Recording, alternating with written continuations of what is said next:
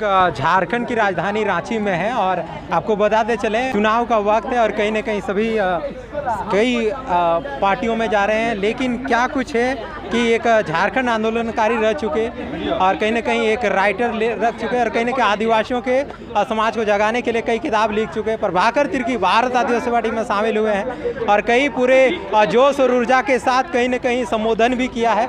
तो हम लोग जानना चाहेंगे कि आखिर क्या कुछ कारण है कि चुनाव लड़ना चाहते हैं या फिर आदिवासियों को जगाना चाहते हैं। क्या कहेंगे? आदिवासी पार्टी में तो ज़्यादा संघर्ष देखा जाता है, तो क्या कहेंगे? भारत आदिवासी पार्टी में जुड़ रहे हैं। देखिए, मैंने पहले स्पष्ट कर दिया है कि मुझे चुनाव नहीं लड़ना है, लेकिन लोगों को तैयार करना है चुनाव के लिए, जागरूक बनना है आगे की लड़ाई के लिए, जागरूक बनाना है हक और अधिकार की लड़ाई के लिए।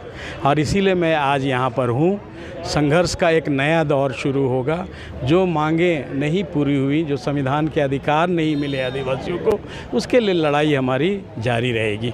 यानी जो अलग झारखंड राज्य का जैसे आप लोग जैसे लड़ाई लड़े थे, तो क्या वो सपने अधूरे हैं? क्या कहेंगे? पूरे सपने अधूरे हैं। जो मकसद था राज बनाने का, कोई भी किसी भी मुद्दों का समाधान नहीं हुआ। राज के 23 साल बीत गए, किन्हीं भी मुद्दों का अस्थायी समाधान नहीं निकाला जा सका, बल्कि अलग अलग तरीके से राज्य की जनता को गुमराह करने की कोशिश हो रही है। सारी पार्टियां जिन लोग आज सत्ता में बैठती हैं, इन लोगों ने कभी गंभीर पहल नहीं किया कि जो बुनियादी सवाल थे अलग राज्य बनाने के, उन सवालों का समाधान कैसे निकलेगा। नीतियां बनाने की ज़रूरत थी। कृषि विकास की नीतियों की ज़रूरत है, आदिवासी विकास की नीतियों की ज़रूरत है, रोज़गार के लिए वैकल्पिक नीति की ज़रूरत है।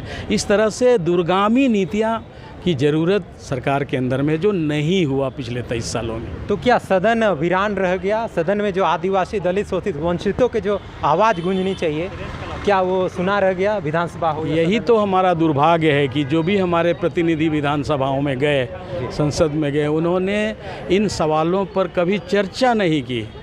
इन सवालों का समाधान कैसे निकलेगा, इस पर कभी बहस नहीं हुई।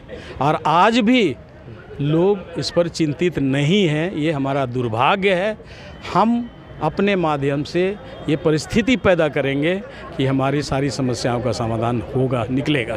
भारत आदिवासी पार्टी के सांसद राजकुमार रौत के सदन में आदिवासियों के मुद्दे हो, चाहे 244(1) हो या फिर जो तमाम अधिकार की बातों को रख रहे, कैसे, किस नज़र से आप देखते हैं? बड़ी अच्छी बात है कि हमारे नए जो सांसद गए हैं रौत जी, उनके माध्यम से हमारी आवाज़ सदन तक पहुंच रही है।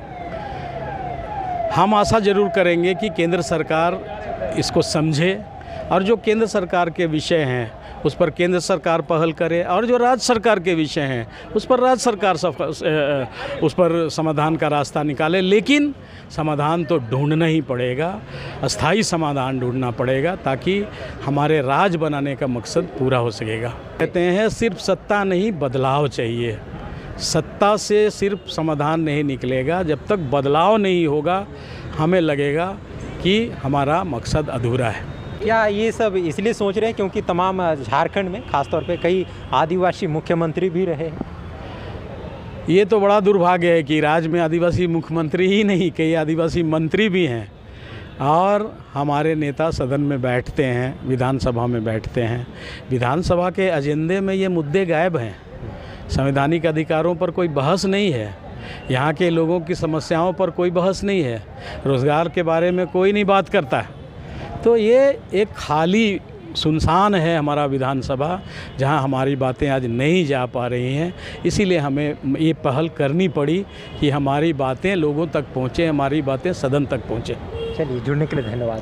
तो अभी थे प्रभाकर तिर्की और इस वक्त हम लोग रांची प्रेस क्लब में हैं। फिलहाल क्योंकि एक बड़ी खबर मानी जा रही है, क्योंकि इस प्रकार लगातार भारत आदिवासी पार्टी को एक मजबूती मिल रही है। फिलहाल हमारे साथ जुड़े रहने के लिए बहुत बहुत धन्यवाद। जोहार।